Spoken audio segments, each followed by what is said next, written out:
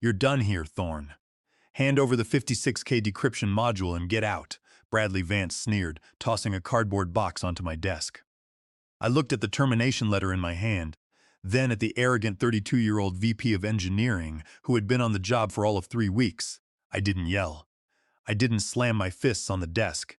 I just packed my personal belongings, walked out to my car, and drove home, knowing that the moment my feet left this building, the central database integration system of this $80 million logistics company was going to turn into absolute garbage. They thought they were firing an expensive legacy system architect. They didn't realize they were pulling the plug on the only translator their databases had. My name is Marcus Thorne. I am 48 years old, and for 15 years, I worked as the principal systems architect for Vance Distribution Group. Vance Distribution Group, or VDG, is a major logistics and warehousing distributor that manages the supply chain for several massive e-commerce and retail brands. We operate out of 3 massive regional fulfillment centers, shipping over 50,000 orders daily. The absolute lifeblood of the company is its central database. It runs on an old SQL Server cluster that communicates with our warehouse management system, our shipping API gateways, and our client-facing portals.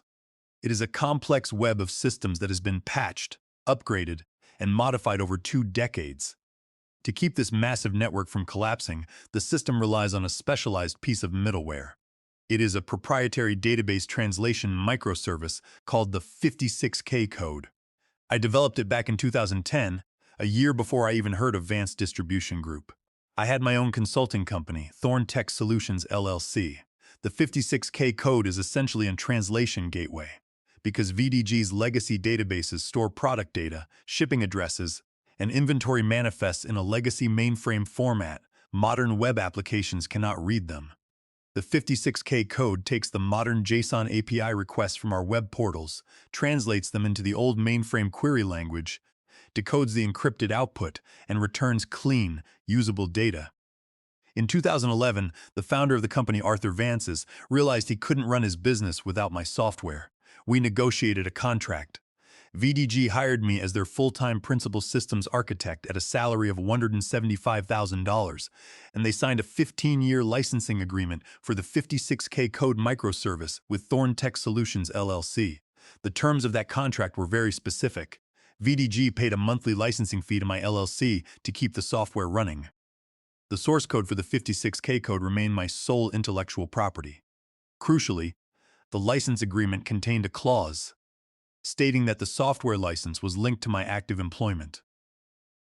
If the company terminated me without cause, the license would immediately terminate. The contract allowed a 24-hour grace period before the decryption service keys were deactivated, and buying out the intellectual property would cost VDG a flat buyout fee of $500,000. For 15 years, this arrangement worked perfectly. Arthur Vance was a smart, old-school business owner. He understood that software isn't just lines of code. It is institutional knowledge. He treated me with respect, paid my licensing fees on time, and left me alone to manage the systems. I worked out of a quiet office in the basement of the corporate headquarters, right next to the server room. My daily routine was simple. I arrived at 7 in the morning, checked the system logs, monitored the transaction rates, and made sure the 56K code translated the thousands of API calls without errors. The system ran smoothly, maintaining an uptime of 99.9%. I kept my head down, avoided office politics, and focused on keeping the company's digital spine intact. But everything changed when Arthur Vance suffered a minor heart attack. He survived, but his doctors warned him to step away from the stress of daily operations. He decided to remain as the nominal CEO. He brought in his nephew, Bradley Vance, as the new vice president of engineering. Bradley was 32, fresh out of business school, and had a resume filled with buzzwords. He had never worked in a warehouse, never written a line of production-grade code, and had no understanding of how real systems operated. He saw the company not as a complex logistics machine, but as a series of numbers that needed to be optimized to maximize his own quarterly bonuses. On his first week, Bradley walked into my office. He wore a designer suit that looked ridiculous in our dusty basement office. He looked at my monitors, then at me. Marcus, I'm reviewing our technology expenditures, Bradley said, leaning against my desk. I see we are paying $15,000 a month to Thorn Tech Solutions LLC for a licensing agreement. And on top of that, you have a salary of $175,000. That is over $350,000 a year for one guy. We are trying to modernize VDG, and this legacy system looks like a massive bucket of tech debt. We need to eliminate these licensing fees. I looked at him calmly. Bradley, the legacy database is over 20 years old, I explained. The 56K code is the only thing that allows our modern web front-end to communicate with the mainframe database. Without it, the system cannot process orders. The licensing fee is for the proprietary translation engine that I developed and own. It is an industry standard practice. Bradley waved his hand dismissively. We can outsource this. I've been talking to a development team in Bangalore that can build a replacement in 2 weeks for a flat fee of $10,000. We don't need to pay you a monthly fee for software that is 15 years old. I tried to explain the technical reality. Building a translation engine for a legacy mainframe system isn't something you can outsource to a cheap team in 2 weeks. It requires deep knowledge of the underlying database schema. If you touch the database directly without the proper translation layer, you risk corrupting the entire transactional record. Bradley just smirked. You legacy guys always try to make yourself look indispensable, he said. It is just basic database integration. I will have our legal team review the contract. We are going to transition to the offshore team by the end of the month. I didn't argue. I had dealt with arrogant managers before, and I knew that trying to teach them technical details was a waste of breath. I went back to my work, but I also opened my personal files. I pulled up the original 2011 licensing agreement, printed out a clean copy, and verified the signature page. The contract was signed by Arthur Vance and witnessed by the corporate counsel. The clauses were ironclad. Bradley was walking into a buzzsaw, and he had no idea he was the one pulling the trigger. The conflict began to intensify over the next 2 weeks. Bradley Vance did not wait for the end of the month. He immediately contracted a third-party software outsourcing company based in Bangalore, sending them a series of database schema exports that I had previously prepared for our internal audits. Bradley believed that writing a database synchronization script was a trivial task that any junior developer could complete in a weekend. He did not understand that VDG's core ledger database did not use standard relational mapping. It was structured on a customized index sequential access method that I had optimized over a decade to handle high concurrency order writes without locking the main tables.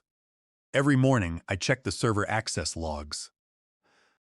I started seeing external IP addresses attempting to run heavy query scripts on our staging database. They were trying to build a REST API wrapper around our core tables, but they were doing it blindly. Their queries were causing massive memory leaks, spike-locking the database CPU, and causing API response timeouts on our shipping platforms. I had to manually kill their sessions several times to prevent our warehouse fulfillment lines from going offline. I wrote a detailed email to Bradley, carbon copying the operations director. I explained that the Bangalore team's crude scripts were threatening the stability of our production database. I pointed out that trying to write direct SQL updates to the mainframe without routing them through the validation layer of the 56K code would corrupt the inventory ledger, leading to phantom stock counts and lost shipping addresses. Bradley's response was short and combative. "Marcus, stop blocking our development partner," he wrote back. "They are implementing a modern API gateway. If you continue to terminate their database sessions, I will consider it a direct act of insubordination. We are moving away from your proprietary middleware, and we do not need you to protect your tech debt." The final breaking point came on a Tuesday afternoon. Bradley called an emergency board meeting. I was summoned to the corporate boardroom on the 4th floor. When I walked in, I saw the board members sitting around the mahogany table. Arthur Vance was there, looking pale and breathing with the help of a small oxygen concentrator. He had always been my protector, but his recent health issues had drained his energy. Next to him sat Bradley, who had a smug grin on his face, and the company's chief financial officer, Walter Griggs. "Marcus, sit down," Bradley said, gesturing to a chair at the far end of the table. We are here to discuss the transition of our database architecture. The Bangalore team has informed me that they have completed the staging portal. They are ready to deploy their API bridge to production. However, they report that you have refused to provide the decryption keys for the historical client records stored in the ledger. I sat down, placing my notebook on the table. That is correct, I said, looking directly at Bradley. Those keys are managed by the 56K code microservice. The microservice runs on a dedicated secure server hosted under my personal LLC, Thorntech Solutions. The encryption used for our historical client records is a custom AES 256 scheme. Under the terms of our 2011 licensing agreement, the source code and the decryption keys are the property of my LLC. You do not have the right to demand the keys without executing the buyout clause of the contract. Bradley scoffed, looking at the board members. You see, this is exactly what I've been talking about. Marcus is holding our corporate data hostage to protect his monthly licensing fees. He is trying to force us to pay a $500 zero buyout for legacy code that we don't even want. Arthur, we cannot let an employee dictate how we run our infrastructure. The Bangalore team can write their own decryption scripts if we give them access, but Marcus is blocking them. I turned to Arthur. Arthur, you know the history here. In 2011, when we integrated the system, we agreed that the encryption engine would remain under my LLC's ownership to protect the IP. The company has a license to use it, but that license is tied to my employment. If I am not here, the license terminates. The database cannot decrypt the historical records without it. Arthur looked at me, his eyes tired. Marcus, we've paid you a lot of money over the years, he said, his voice weak. Surely we can find a way to transfer the keys to the company. We need to cut costs. The board is putting pressure on me to improve our margins. Bradley says we are spending too much on legacy software. Arthur, I replied. Bradley has no idea how this system works. If you deploy their Bangalore scripts to production without the 56K code, the system will not be able to read the transaction logs. The shipping API will fail. We will not be able to process orders for target retail logistics. Bradley stood up, slamming his hands on the table. Enough, he shouted. I am the VP of Engineering, and I am not going to be lectured by a dinosaur who is terrified of modern technology. You are delaying our modernization, Arthur. We have already signed the new contract with the Bangalore team. We are ready to cut over. Marcus's salary and licensing fees are a luxury VDG can no longer afford. Bradley looked at me, his face tight with anger. Marcus, you are being terminated for insubordination and obstructing company operations, effective immediately. We are revoking your access to the servers. Security is waiting outside to escort you to your desk. You will hand over your keys, your badge, and you will leave the building. I looked around the room. The CFO, Walter Griggs, looked down at his papers. Arthur Vance closed his eyes and leaned back in his chair, unable to look at me. He had decided to trust his nephew's promises of easy cost savings rather than stand up for the systems architect who had kept his company running for 15 years. I stood up slowly and closed my notebook. Understood, I said. I turned and walked out of the boardroom. 2 security guards were waiting in the hallway. They followed me down to the basement office. I quietly packed my personal mug, a few technical manuals, and my personal hard drives into a cardboard box. I did not log into the servers. I did not delete any code. I did not touch the database. I simply logged out of my workstation, handed my physical ID badge to the security guards, and walked out the back doors to the parking lot. The hot afternoon air hit me as I walked to my car. I put the box in the passenger seat and sat behind the wheel. I looked back at the brick building. I had built the digital foundation of that company. I had spent late nights in that basement during server failures, keeping their database from crashing. They thought they had discarded a costly employee. They were about to find out that they had just disabled the steering wheel of a speeding truck. I started the engine and drove home. When I arrived at my house, I went straight to my home office. I set my cardboard box on the floor and turned on my desktop computer. I did not feel any panic or anger. In my 15 years of managing systems, I had learned that computers do not care about corporate drama. They only care about logic, and the logic of the situation was entirely on my side. I opened my web browser and logged into my private AWS dashboard. The 56K code translation microservice was hosted on a secure, dedicated EC2 instance under my personal Thorn Tech Solutions account. The microservice was linked to Vance Distribution Group's main database cluster via an IPsec VPN tunnel and authenticated using a revolving API token key that updated every 24 hours. VDG's SQL Server did not have the decryption libraries built in. Every time a warehouse scanner read a barcode, or a customer placed an order, or the shipping API tried to generate a label, VDG's server had to query my microservice to decrypt the customer data and translate the storage tables. I opened a pre-drafted email template on my desktop. It was addressed to Walter Griggs, VDG's chief financial officer, and carbon copied to Arthur Vance and the company's legal department. I attached a scanned copy of my termination letter. Signed by Bradley Vance. Dear Walter, I wrote, as of today, July 21st, 2026, at 2:15 p.m., my employment with Vance Distribution Group has been terminated without cause by Bradley Vance. Under Section 12 of the 2011 licensing agreement for the 56K code translation engine, the software license is directly tied to my active employment. The termination of my employment constitutes an automatic termination of the license. As per the contract terms, a 24-hour grace period has been initiated. The 56K code microservice will be deactivated, and the decryption API keys will be revoked effective tomorrow, July 22, 2026, at 2:15 p.m. If VDG wishes to continue using the software, you must execute the intellectual property buyout clause of the contract by paying the flat buyout fee of $500,000 to Thorn Tech Solutions, LLC before the deactivation deadline. I hit send. Then, I contacted my intellectual property attorney, letting him know the situation and sending him the documentation. He confirmed that the contract was ironclad and that VDG had no legal right to run the software past the 24-hour mark. While I waited, I monitored the VPN logs. I could see the Bangalore development team was already attempting to bypass the microservice. They had logged into the production database server and were trying to redirect the database queries to their new staging portal. They were attempting to read the raw database tables directly. Bypassing the 56K code wrapper, I watched their attempts with a quiet smile. VDG's customer data, including shipping addresses, payment details, and order tracking numbers, was encrypted using a custom AES 256 scheme. The decryption key was not stored on VDG's servers. It was securely stored inside a hardware security module, or HSM, that was physically located in my home office, connected to my private EC2 instance. Without the HSM, their Bangalore scripts were reading garbage.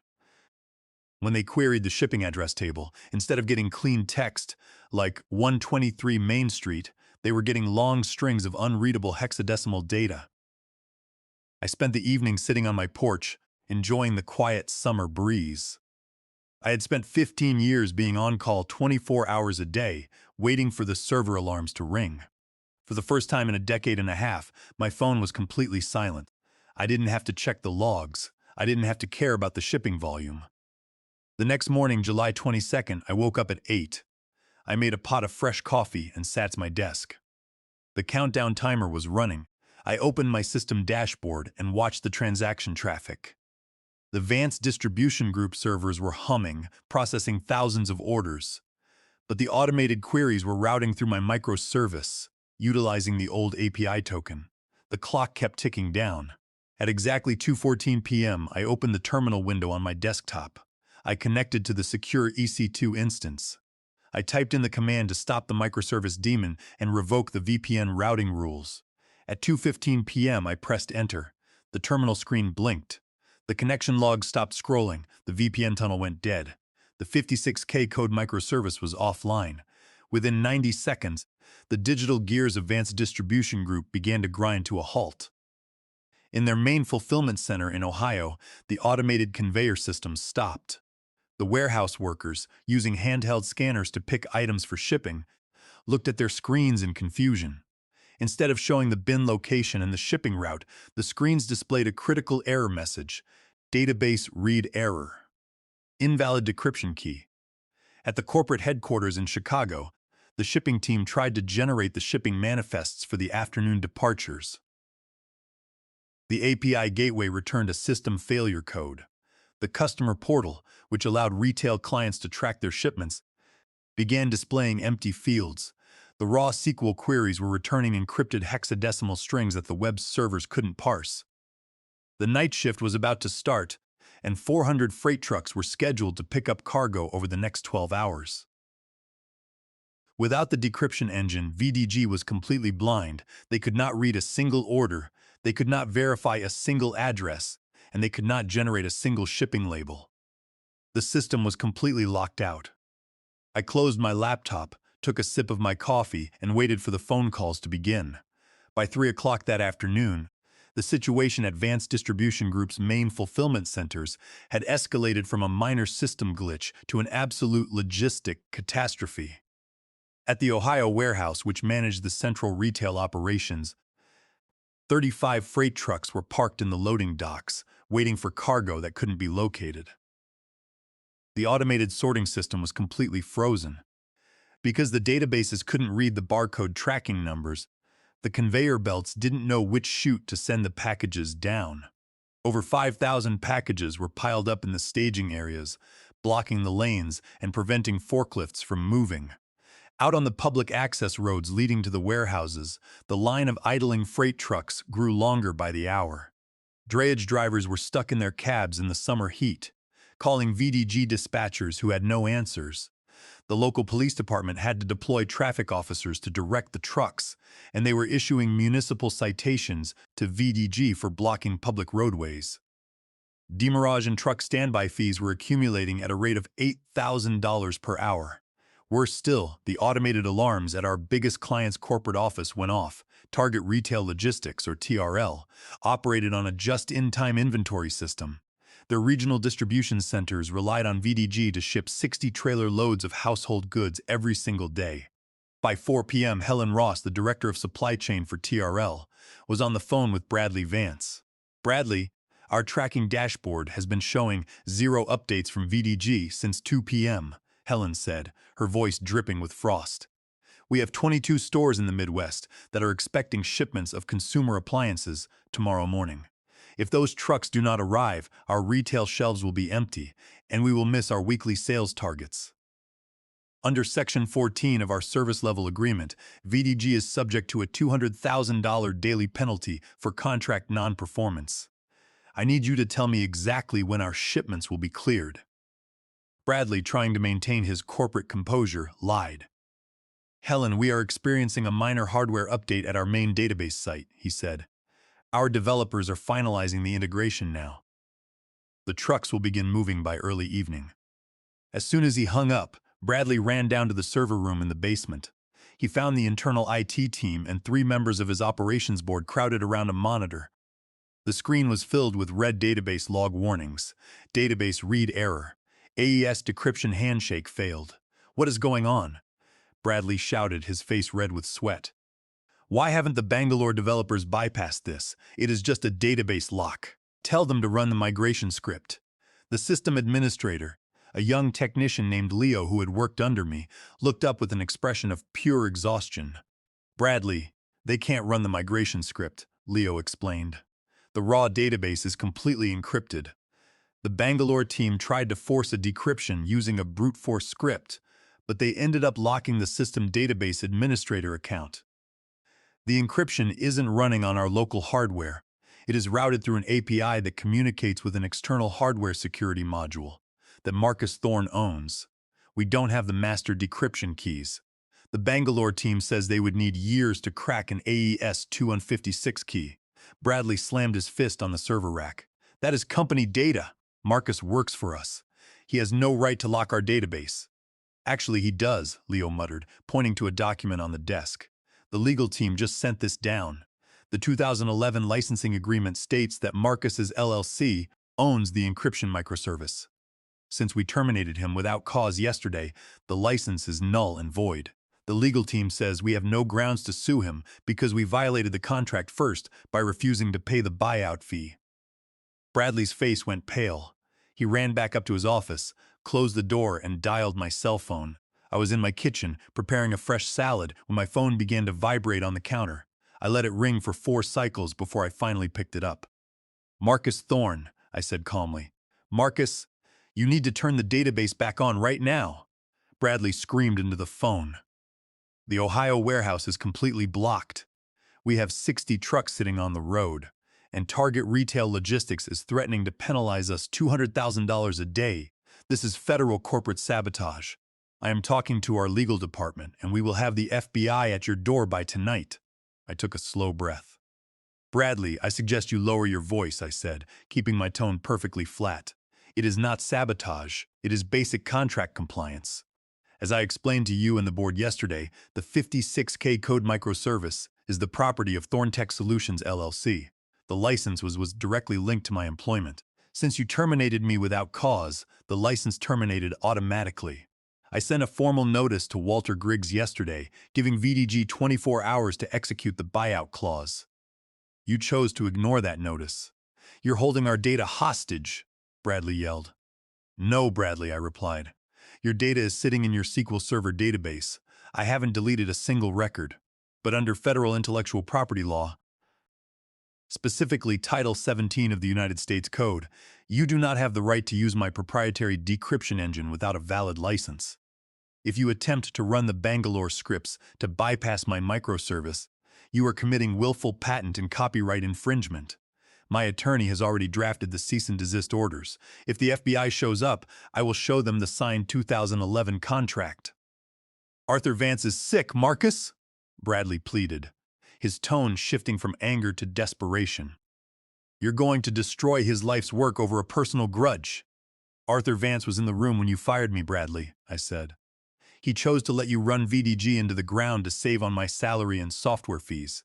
This isn't a grudge, it's business. VDG owes Thorntech Solutions LLC $500,000 for the buyout of the software, plus my outstanding severance. Until those contracts are signed and the funds are wired, the 56K code remains offline. I hung up the phone. I turned it on silent and placed it back on the counter. The logistics empire of Vance Distribution Group was bleeding money by the second, and the person who had caused it was currently sitting in a silent office, realizing that his expensive business degree was completely useless against a simple database decryption key. I spent the next 2 hours in my garden, pruning the rose bushes and watering the lawn. My phone sat inside the house, silent. When I walked back into the kitchen at 6 p.m., I saw 12 missed calls from Bradley Vance, 4 missed calls from Walter Griggs, and 2 missed calls from Arthur Vance's personal cell phone. I picked up the phone and dialed Arthur Vance's number. He answered on the first ring. His voice sounded thin, tired, and defeated. Marcus, please, Arthur said. We need to resolve this. The board has been in an emergency session for 3 hours. Target Retail Logistics has already issued a formal notice of non-performance. If we do not resume shipping by tonight, they are going to pull their entire contract. If we lose TRL and have to pay the demurrage fees for the hundreds of trucks blocked at our warehouses, VDG will be insolvent by the end of the month. I spent 40 years building this company, Marcus. I cannot let it collapse because of my nephew's arrogance. Arthur, I said, I have no desire to see VDG collapse. I spent 15 years keeping those systems running. But I will not be treated like an expendable cost center by Bradley Vance, and I will not allow my intellectual property to be stolen. I warned you in the boardroom and you chose to remain silent. I know, Arthur sighed. I made a massive mistake. I wanted to believe Bradley could modernize our operations, but he has no understanding of what we actually do here. What will it take to turn the database back on, Marcus? What are your terms? I had my list ready, drafted by my lawyer. Arthur, these are my conditions for restoring the system, I said. First, Vance Distribution Group must execute the intellectual property buyout, a clause of the 2011 contract immediately, paying the flat buyout fee of $500,000 to Thorntech Solutions LLC for the full source code and rights to the 56K code microservice. Second, the company must pay me a lump sum severance settlement of $300,000 for wrongful termination, tax-free.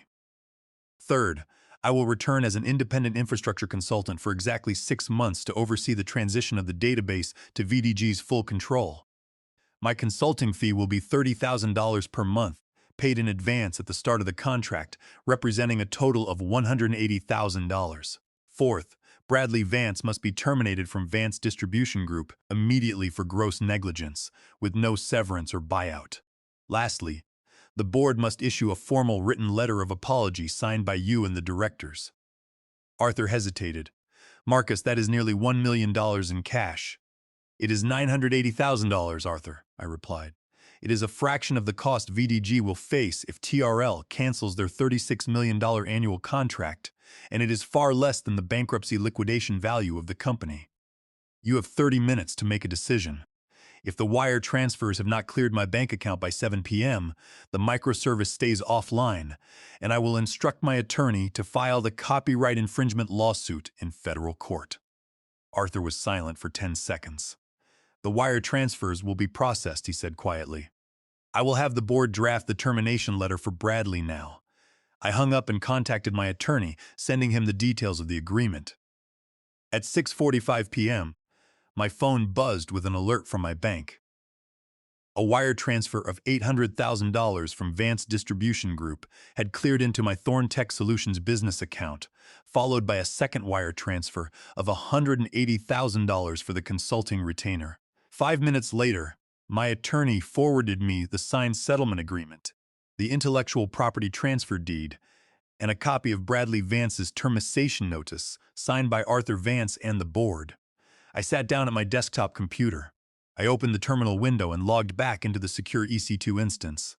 I reassociated the VDG database IP address with the decryption gateways, started the 56K code microservice daemon, and initialized the database translation listener. The connection logs immediately began to scroll. Thousands of queued database requests began flooding through the VPN tunnel. Inside the Ohio Fulfillment Center, the database red screens suddenly blinked from red to green. The handheld scanners began displaying the shipping bin locations. The conveyor belts roared back to life, routing packages down the chutes. The shipping API began generating the labels for the trucks waiting outside. The logistics bottleneck was cleared. The next morning, I arrived at the Vance Distribution Group corporate office. I did not go to my old basement office. I parked in the visitor lot, walked through the front doors, and was escorted to the executive suite on the 4th floor. I saw Bradley Vance standing by the elevators, holding a small cardboard box. He looked at me, his eyes bloodshot, his face tight with humiliation. The security guard who had escorted me out 2 days before was now standing next to Bradley, waiting to walk him to the parking lot. Bradley had been fired for cause. His career in the logistics technology sector effectively finished. I walked into the boardroom where Arthur Vance and Walter Griggs were waiting. They handed me the signed physical copy of the board's apology. I sat down at the table, opened my laptop, and began my first day as VDG's independent systems consultant. I had built the engine that kept this company alive, and when they tried to cast me aside, they realized that the systems do not run on corporate spreadsheets. They run on the architecture designed by the people who actually know how to build them. In the world of enterprise systems, compliance isn't a bottleneck. It is the ultimate leverage.